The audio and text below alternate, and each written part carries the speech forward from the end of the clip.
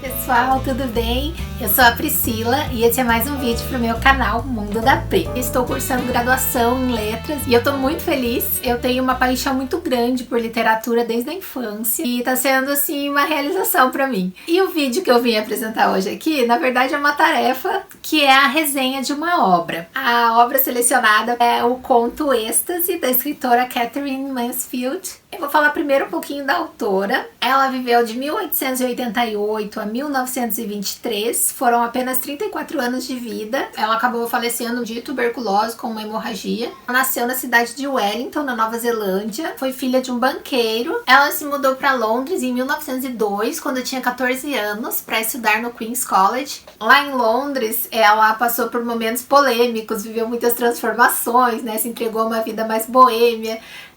Teve fatos curiosos, como por exemplo ter conhecido o marido, se casado, se separado em 3 semanas. Então tudo muito rápido, muito intenso. Em 1911 ela lançou sua primeira coletânea de contos. Depois ela começou a mandar seus contos para uma revista da época, a Rhythm. Durante a Primeira Guerra, o irmão da Catherine serviu o exército e morreu em combate. Então aquele luto marcou muito a produção literária dela. Se despertou o gênio criativo dela mais expressivo, né? E ela escreveu a obra Prelude em 1920. Ela publicou Bliss, em 1922 The Garden Party, que foi a obra que consagrou ela como escritora. Ela viajou por vários lugares da Europa, isso enriqueceu sua obra também. Ela viveu no período modernista. A escrita dela foi na sua maior parte em formato de contos, mas também foram publicados diários e cartas, principalmente depois da morte dela. A Katherine foi uma mulher à frente do seu tempo. Ela viveu de uma forma muito mais livre do que as mulheres da sua época. Ela teve relações com outras mulheres, que naquele período era impensável. Até 1960, inclusive, era crime o homossexualismo na Inglaterra. Ela ignorou essa situação repressora da sociedade da época e viveu da maneira que ela quis viver. Ela é considerada um dos grandes nomes da literatura inglesa. Agora nós vamos conhecer um pouco dessa obra, que é o conto Bliss, e vai dar para sentir toda essa intensidade da Katherine na personagem principal da história. Esse conto foi publicado em 1918 na revista English Review. E em 1920 ele foi publicado na obra Bliss and Other Stories. Foi traduzido para o português brasileiro em 1969 por Érico Veríssimo. Esse livro, Felicidade e Outros Contos, foi publicado pela editora Heaven, no Rio de Janeiro.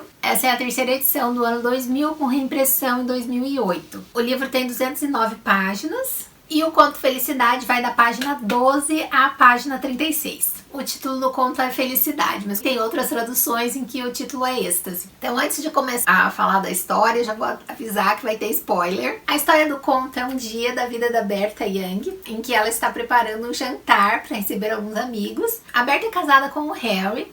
Eles têm uma filha pequenininha chamada Bee. A Bertha é uma dona de casa, burguesa.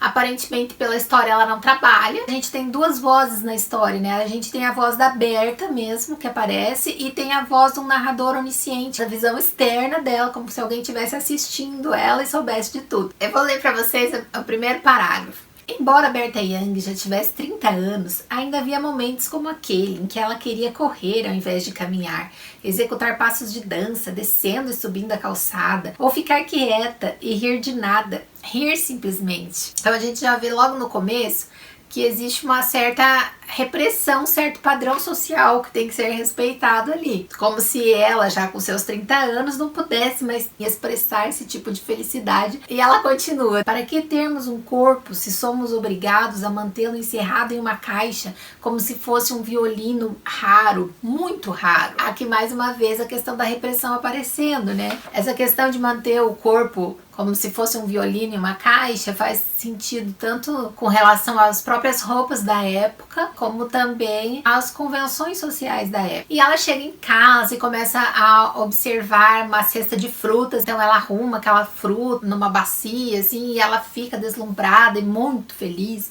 E aí ela sobe para ver a Little Bee. E aí a Nani, que é a babá, não quer muito ela por perto ali da criança, diz que ela meio que atrapalha ali a hora da alimentação.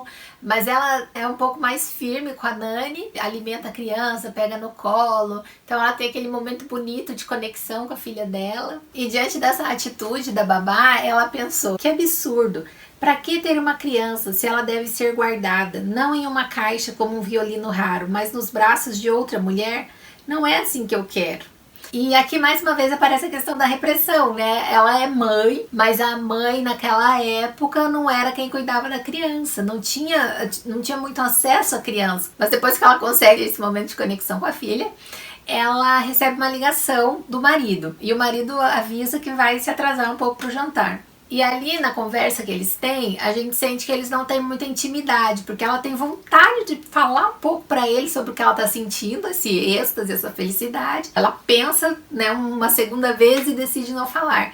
Pro jantar eles tinham como convidados o casal Norman Knight. Ele estava abrindo um teatro e ela trabalhava com decoração, o poeta Ed Warren, e tinha também uma moça chamada Pure Fulton. A Berta tem assim uma fixação por essa mulher. Ela conheceu ela num clube. Ela é uma mulher misteriosa, então ela se abre até certo ponto, mas de um ponto em diante ela não dá abertura mais. E o marido da Berta fazia assim umas piadinhas sobre a Pure. Então falava assim: ah, ela é fria como todas as loiras, ela é maçante. E a Berta queria, tipo, provar pra ele que a Pure era uma mulher interessante. Depois dessa explicação na história sobre os convidados, ela vai na sala, ela acende a lareira e aí ela organiza assim as almofadas e ela abre a janela, daí ela contempla aquele pé da peireira no quintal. Era uma árvore muito imponente, muito bonita que tinha no quintal da casa dela. E ela apertou assim uma daquelas almofadas. Ela é toda emotiva, né? Eu vou ler mais um trecho, página 14. Estou muito feliz, murmurou. E parecia-lhe ver por entre as pálpebras a linda pereira com aquela abundância de flores como símbolo de sua própria vida. Realmente ela tinha tudo. Era jovem, Harry e ela se amavam como nunca, davam-se muito bem e eram realmente bons companheiros. Ela tinha um adorável bebê, não precisavam se preocupar com o dinheiro, tinham esta casa e esse jardim que era absolutamente satisfatório, e amigos modernos, interessantes, amigos escritores, pintores e poetas, ou pessoas voltadas para as questões sociais, justo a espécie de amigos que eles queriam. Além disso, havia os livros, havia a música, e ela encontrara aquela costureirinha maravilhosa, sua cozinheira nova fazia omeletes deliciosos, e eles iam fazer uma viagem ao exterior no verão. E ela começou ali a apresentar uma lista de motivos pelos quais ela deveria estar muito feliz. Então parece que ela fica tentando se convencer de que está feliz. Então chega o casal Norman Knight, depois chega o Ed Warren, que é o poeta, depois chega o Harry meio correndo, né, o marido da Berta, e já sobe para se trocar e tal. E depois que o Harry senta à mesa, chega o táxi, né, e é a Pure. Tava com uma roupa toda prateada, uma tiara prata também, prendendo os cabelos loiros, né? A impressão que dá é que era uma mulher realmente muito bonita e atraente. Quando ela vai entrar, a Berta pega no braço dela para conduzir ela até a mesa. E ela diz assim: o que havia naquele braço frio que podia avivar, começar a atiçar o fogo da felicidade com o qual Berta não sabia o que fazer. Mas Berta soube de repente, como se o mais longo, o mais íntimo olhar tivesse sido trocado entre elas. Então a Berta estava criando na mente dela uma conexão entre ela e a Pure. Ela olhava para a Pure e pensava: ah, será que ela está sentindo a mesma coisa que eu estou sentindo? E aí nisso o jantar foi transcorrendo, os convidados conversando, e aí ela pensa assim: e os outros? Eram queridos, e ela gostava muito de tê-los ali em sua mesa, oferecendo-lhes comida e vinho deliciosos. Na verdade, ela desejava dizer-lhes o quanto eles eram encantadores e que grupo decorativo formavam. Então ela não tinha uma conexão profunda com aquelas pessoas, mas ela achava bonito ter aquelas pessoas ali, porque era isso que a sociedade fazia na época. Eu percebi ali que não se falava sobre a Berta. E aí a única fala do jantar que é dirigida assim diretamente para ela é que o Harry olha e fala assim: Berta, esse soufflé está maravilhoso. E ela quase poderia ter chorado com prazer infantil. Então veja que na verdade aquele elogio nem era para ela, porque ela tinha cozinheira. Então não era ela que fazia o soufflé. Ou seja, a vida da Berta parecia que não era interessante para nenhum daqueles convidados. E aí ela volta o pensamento para Pure novamente. Então ela estava esperando que em algum momento do jantar a Pure se revelasse para ela e dissesse que também sentia aquela conexão. que ela não sabia explicar, mas ela queria ter certeza que a Pure sentia também aquilo. E aí no momento da noite eles já tinham saído da mesa e a Pure perguntou pra ela: você tem um jardim? E a Berta sentiu que aquele era o sinal que ela estava esperando. E daí a Berta abriu a janela e as duas mulheres permaneceram de pé uma ao lado da outra, olhando para a esguia árvore florida. Embora o ambiente estivesse tão tranquilo, a pereira parecia a chama de uma vela a alongar-se. Quanto tempo elas ficaram ali? Ambas como que presas àquele círculo de luz sobrenatural, compreendendo-se perfeitamente uma a outra. Depois eles começaram a tomar café, a fumar. O Harry estava oferecendo cigarro para todo mundo, e quando foi oferecer para Pure, ele foi meio rude com ela. A Berta não gostou. Parece assim como se fosse um pensamento dela, né? Não tem essa antipatia por Pure, Harry. Como você pode pensar de modo tão diferente de mim sobre alguém que significa tanto para mim? Tentarei contar-lhe mais tarde, quando estivermos na cama, o que está acontecendo, o que eu e ela estamos compartilhando. E aí a Berta pensou: nossa, logo essas pessoas vão embora e eu vou ficar sozinha com meu marido. E pela primeira vez ela desejou o seu marido. Ela o amava. Ela o amara sempre, é claro, mas com outras formas de amor. Então a gente vê aqui que não era esse casal tão feliz que ela conta no começo. Aqui as coisas são ditas de uma forma velada, porque naquela época não era assim natural falar sobre questões sexuais abertamente. Mas a gente vê aqui na história, né, que eles eram um casal que não tinha relações sexuais. Ela não sentia atração por ele. Então aí começa a despedida dos convidados, e a Berta olhou pro vestíbulo e viu que o Harry e a Pure estavam marcando um encontro. Eles estavam muito próximos um do outro. Ele colocou as mãos no ombro dela, ela colocou a mão no rosto dele e ele disse: eu te adoro. Então o Harry falou alto assim: você quer que eu chame um táxi pra você? Então disfarçou, né, completamente a situação. Depois ela deu a mão pra Berta em despedida e foi embora. Vou ler as frases finais pra vocês. Vou fechar a casa, disse Harry, estranhamente tranquilo e contido. Sua linda pereira. Berta correu para as janelas largas do jardim. Deus, o que vai acontecer agora? Mas a pereira estava tão linda como sempre, tão imóvel e florida como sempre. Com base na leitura, o que eu senti é que a Berta, ela tentava se convencer de que ela era feliz.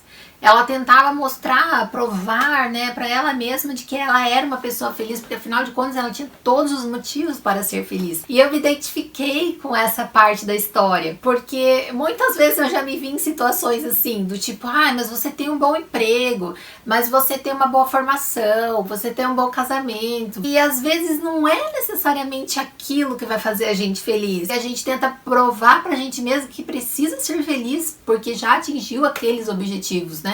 E na verdade isso é mais uma imposição social que oprime, né? Porque se a gente não se sente feliz apesar de ter conquistado essas coisas, parece que a gente tá sendo assim inapropriado, talvez ingrato. Um outro aspecto grande ali da história, que é a questão da homossexualidade. Então ela tem um casamento frio, é mais assim um acordo social, e ela acaba se sentindo atraída por essa outra mulher, mas ela não tem nem noção exatamente do que é. Ela cria uma coisa muito inocente na cabeça dela, assim, pelo que eu senti da leitura. Não talvez um desejo sexual pela Pure, mas é uma atração de alma, uma coisa diferente, assim, mas como se ela não fosse compreendida pelo marido e sentisse que naquela amizade, naquela relação com a Pure, ela pudesse ser compreendida. Eu li várias interpretações nesse sentido, de que aquela pereira representava a tentação dela em relação a outra mulher. Então representava como se fosse assim a árvore do bem e do mal do Jardim do Éden. Confesso que eu, na minha leitura, não tirei essa interpretação. Essa pergunta final da Berta, e agora o que vai acontecer, deixa claro que alguma mudança está por vir na vida dela. Então, depois que ela descobre a traição do marido, eu tenho a impressão assim que teve uma percepção mais clara da realidade da vida que ela estava levando. Ela tinha uma filha linda, mas que ela não podia nem se aproximar muito porque a babá se incomodava. Ela tinha um casamento que parecia perfeito, mas na verdade esse casamento nem tinha intimidade sexual e o marido traía ela. Então esse conto, ele abre um debate sobre diversos temas, como traição, homossexualidade, que naquele tempo em que foi escrito era um tabu muito grande, e a questão também sobre ser melhor permanecer na ignorância ou conhecer a realidade. Porque ela estava naquele êxtase, né, fantasiando uma situação que ela estava aparentemente feliz. E aí depois foi como assim um balde de água fria em tudo aquilo. Então pode-se fazer um questionamento também com base no conto sobre qual das situações é a melhor, né? É a de você ter a realidade dos fatos ou de você ficar assim, né, vendo as coisas de forma velada, sem saber realmente o que está acontecendo, mas vivendo aquela ilusão de que as coisas estão acontecendo como você gostaria que estivessem. Eu acho que tem diversos outros aspectos que poderiam ser abordados. O conto é muito rico, muito aberto a interpretações, até mesmo o final é inconclusivo, ele deixa assim muita coisa a ser explorada, a ser imaginada pelo leitor. Então, só para finalizar, eu gostaria de fazer um link entre essa resenha e a questão da literatura e o mundo, né? A gente percebe que em cada cenário que a gente busca a literatura, a gente obtém um universo de riqueza, que vai trazer questões da época em que foi escrita a obra, questões da vida do autor, questões, né, relacionadas ao momento histórico, ao momento econômico, a padrões sociais. Então é muito interessante fazer leituras que não se remetam somente a um determinado espaço e a uma determinada época. Há uma riqueza muito grande nisso, em absorver essa pluralidade. Então fica aí, pessoal, a minha recomendação de leitura, não somente do conto Felicidade ou Êxtase, né, mas de toda a obra da Katherine Mansfield. Muito obrigada por ter assistido, foi um prazer dividir com vocês essa história. Até a próxima, tchau!